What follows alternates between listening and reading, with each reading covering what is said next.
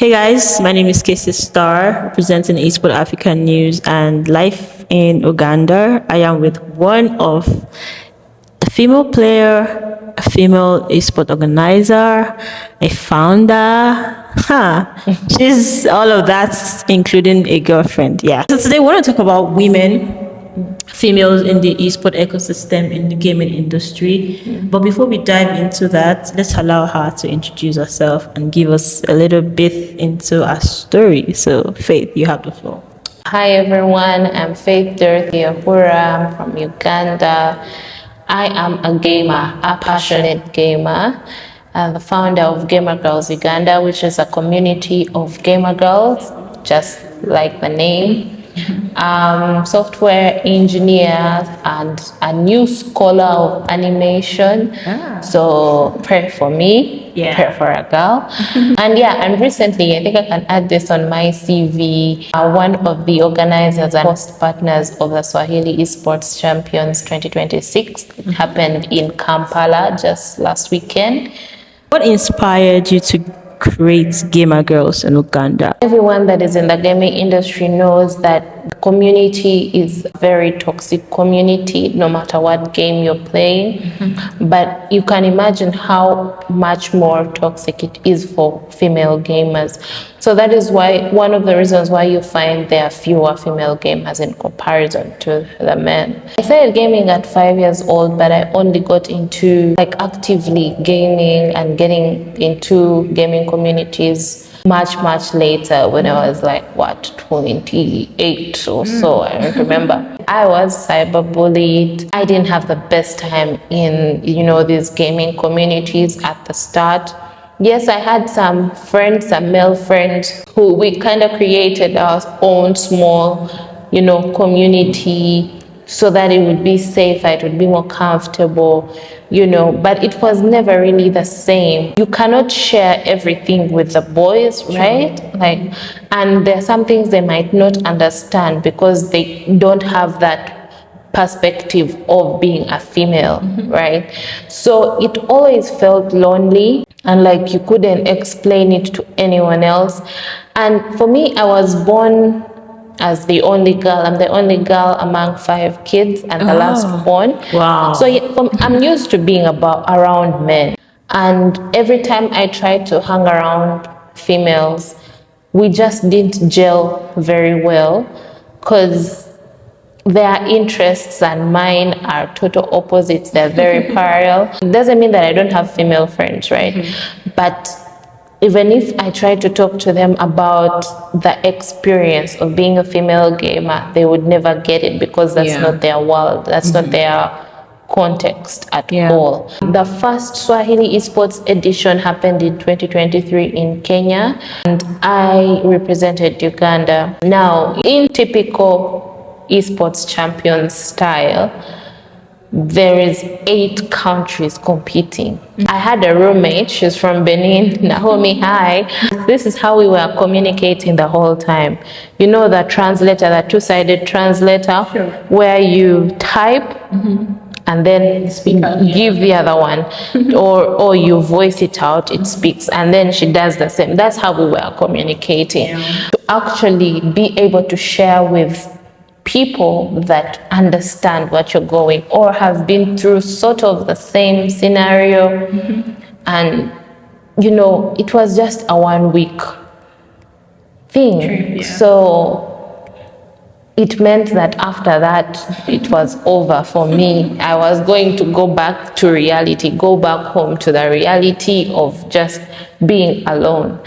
And I remember telling Desiree, president of Sages, that this has inspired me. At the end of the tournament, we had a celebratory dinner, and I told him, I cannot let I cannot let this stop here, but 2, I don't want to be the only one in my country that gets to experience this. Just me being at this event at Nikon and seeing how big it is and how well it was set up and how everything was going, it just opened my eyes. And the only thing I could think of is I shouldn't be the only person, only Ugandan who is experiencing this. So when I came back home, I came on a mission to find my fellow female gamers and also get to set them up for opportunities like this so that they are able to travel, to play competitively, get to experience it on a whole new level. Maybe then they can dream with me. The prize that I won from the tournament, I put it towards finding the female gamers. It wasn't easy. Obviously, I had to go through the male gamers, the male community. And it wasn't easy. They were sort of gatekeeping as well, but you know, have to employ a few tricks here and there to get them. And then I realized one thing. There's one thing about gamers. The psychology of gamers is we love to be rewarded. And that is why people get addicted to games. That's why people play games. Because I was like, oh, okay, so how do I use that to my advantage? So maybe if I put together an all-female tournament, first all-female tournament, maybe they will come from whatever rocks they are staying. Then I remember that year, that was 2024, Atsu of Esports Africa News texted me and is like, hi Faith, what do you want to do for Women's Day? And I was like, you know what? I actually don't know. But he kept insisting. And I'm like, you know what? This is what I'm thinking. I want to create a Gamergirl community, but I don't know how. So what I'm thinking is I need to create a tournament. I took him through my thought process and he agreed. And he's like, oh, so what do you need? I was like, of course, there has to be a prize pool. There has to be some sort of incentive given as well. So I told Atsu about this and he said, okay, just do the organizing. I'll give you $100. And I'm like, oh, wow, okay. Thank you very much. And then now I started planning and, you know, I didn't know where to start. I didn't know what game to choose. So I just said, what if we chose the most common games in the country? So that, you know, you get variety, So, of course, I did FIFA, Call of Duty Mobile, and MK. So we made like a triathlon kind of thing. And actually, Atsu is the one who made the poster for me. He really held my hand all through because I was really not in a good place in my life at the time and I had so much going on. So he held my hand all through, did the poster, we pushed it out. I started harassing, not in a bad way, but like, you know, pushing it in the gamer communities that were mostly male dominated. Basically, that's how GGU was born. On 7th, it made 3 years. Yes, 7th of March. So this is a full circle moment for me to be like, this whole thing started with the first Swahili Esports champions.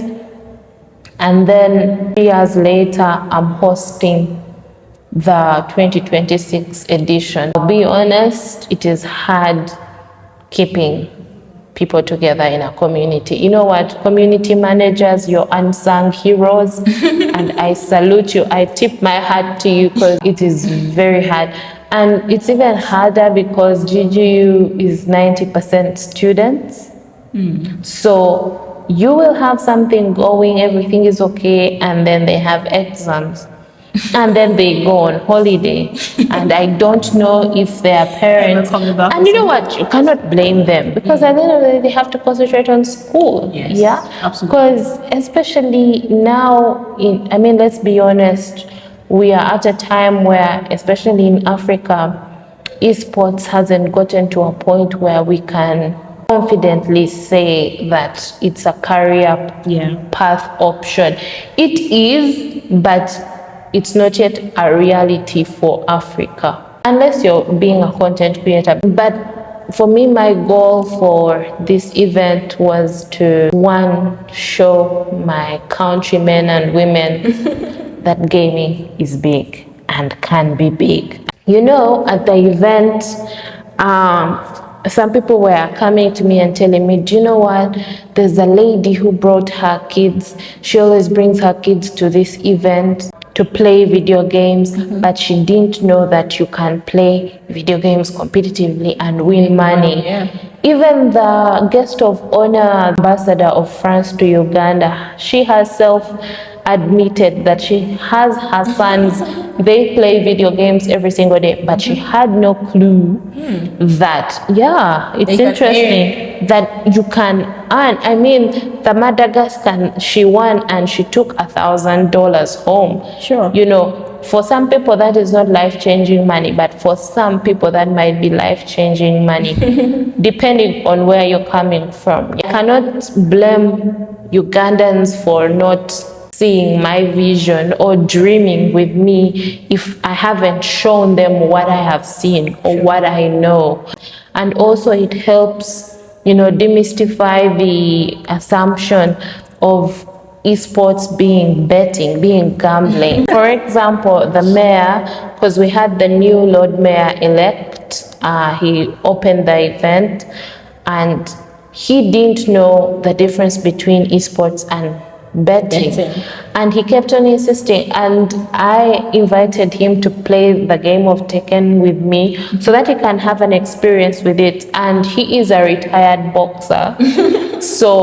And this is a fighting game, so you know the two things align. So I wanted him to experience the game and to also see that it is a sport in its own merit, and it actually has very many advantages. I'm pretty sure in his conversations ever since that day, he has been saying, did you guys know about this thing? Did you guys know about this? Did you know? So in that way, you're converting people, but you're also sensitizing them. You're also telling them, indirectly teaching them about the industry. And they know better. And once they actually see these things in action, and when they start seeing role models, or when they start seeing us as Ugandans, as Africans, really earning from this industry and making something out of our lives in this industry, and they will start considering it as a career option, right? And you know, they will start not seeing it as just a hobby and, you know, traumatizing kids over it, like, you go and play, you go and read. I mean, kids, read, please go to school. Education is important. Don't quit school, because, you know, you learn fundamentals of some things that, you know, you will need even as a gamer, as a professional gamer, because you're going to have to talk to sponsors, you're going to have to talk to investors, you're going to have to talk to people. These are things that you don't just learn anywhere. School is one of the places you learn from. But yeah, that is my story of GGU leading all the way to this event that just recently happened. I just want to pinpoint something that right now I have a friend who is doing something similar to what you're doing. She's currently trying to run a tournament for women. It's called Women in Esports Tournament in Lagos, Nigeria. Sophie? It's going to happen this March 28th. Is she called Sophie? No, not Sophie, but Julia Jackson. I don't know if you know. No, I don't think I know. I know Sophie. You should get to know her. She's an interesting player. She's spearheading, of course, with the support of ACHU, Esport African Tournament and Esport African News. We're hopefully going to get that tournament done. What was one of the biggest lessons you learned from hosting Swahili Esports Champions? Now, I have to give some context. This is not the first time I'm hosting an event, but it's the first time I'm hosting an event of this magnitude. And boy, oh boy, it is tiring. I think you saw me limping all throughout it. I couldn't feel my feet.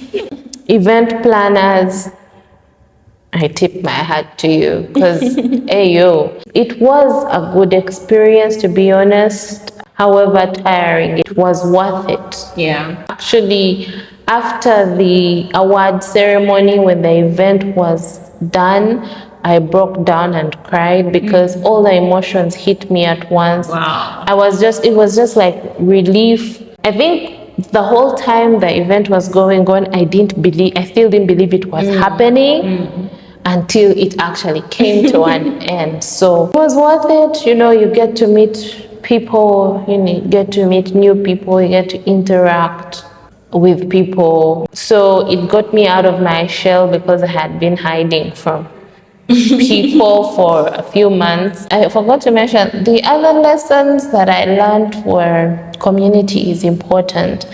Because some of the service providers that we had chosen disappointed at the very last minute, and the community came through. And this is a shout out to all the community members that helped out. You know yourselves.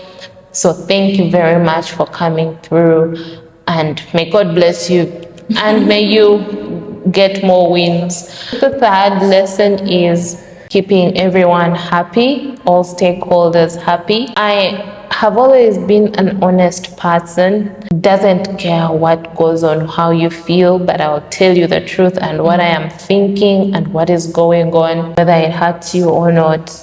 But I learned that sometimes you have to conceal and make sure everyone is happy. If things are going wrong, figure it out, because not everyone is under stress, because you're not the only one behind the event.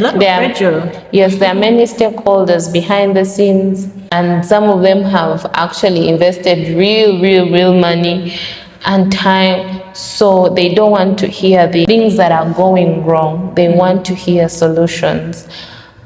So yeah, it's been a lesson also to not be people pleasing, but just try to conceal, solve, problem solve on the go, which I've always done. And this is something that I have done for so many years, but But now you're dealing with different people. And also the cultures are different, so you have to be cognizant of the cultures. For example, the Ugandan and the French culture.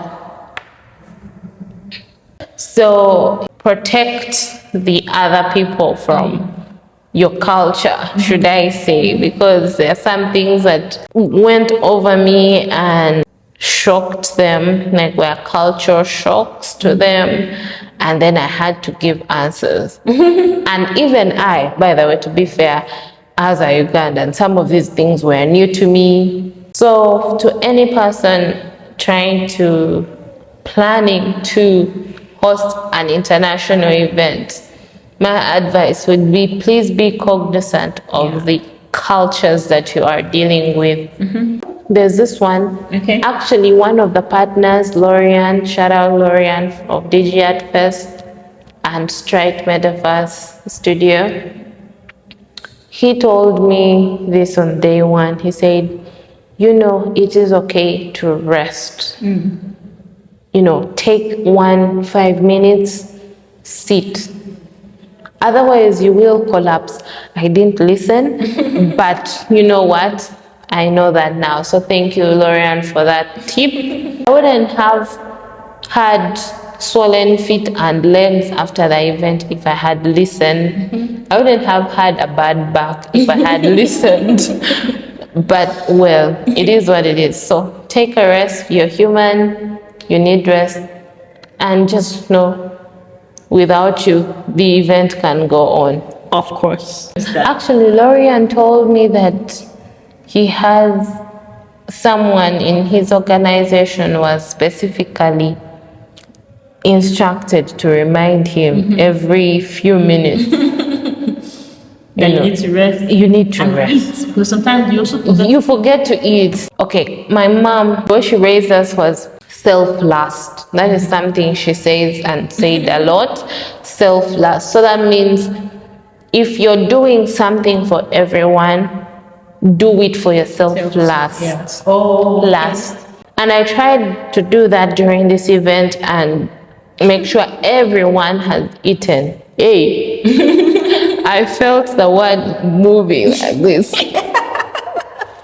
Because at the point where everyone is eating, there might not be anyone left for you. It might not be the crumbs. All right, so for young African girls who love gaming but feel the industry isn't for them, what message would you give them today? Just do it. Start. You have to start somewhere, honestly, because the truth is no one is going to give you that room if you don't show up yourself. Absolutely. You know, I always say I don't like empowering people who don't want to be empowered. And that's because it can be exhausting. So how are you going to be empowered if you don't show up first? You have to show up, show that you want to do something, you want to learn.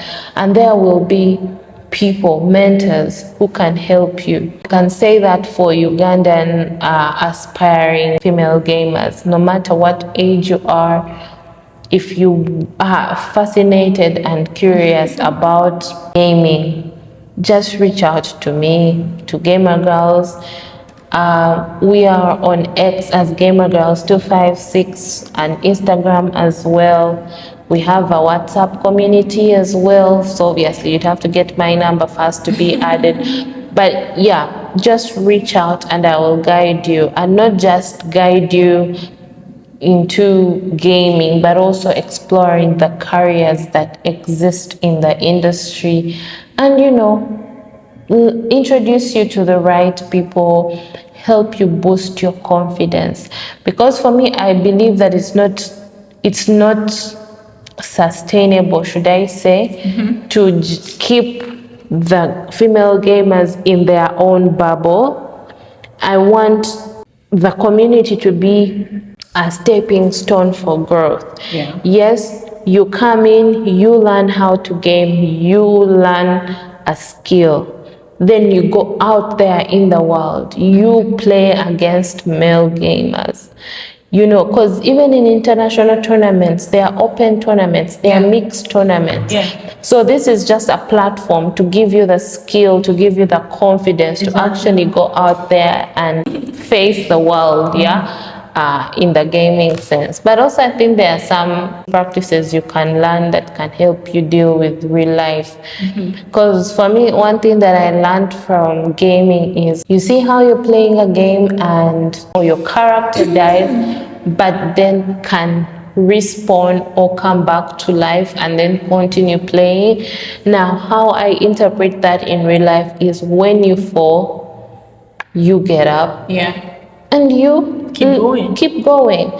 So there are some things that you can learn even from the game, the principles that you can learn from gaming that can help you in your real life. And this is why people like me and people and the community is existent, to make sure that we help women find that spark within them. We live in a good time where you can literally Google anything. Absolutely. Google gaming in Uganda or go to LinkedIn. You know, any platform really, you should be able to find, if you use certain keywords in your search, you should be able to find people like me. That's to say this, gamers are nice people. They're only toxic to each other, but they are nice to everyone else. So don't be afraid, just show up, just walk half the distance and you will be met halfway. How many females do you have in GGU now? It varies from time to time. Sometimes it is 20, sometimes it is 8, sometimes it is 3. Yeah, but we keep pushing, and that's why I said, honestly, community management isn't easy. We just have to keep pushing and believing. Yeah, so it varies, but I can say, I think as of today, we are probably 8 active members. The event that happened on the weekend, we shall have more join the fold.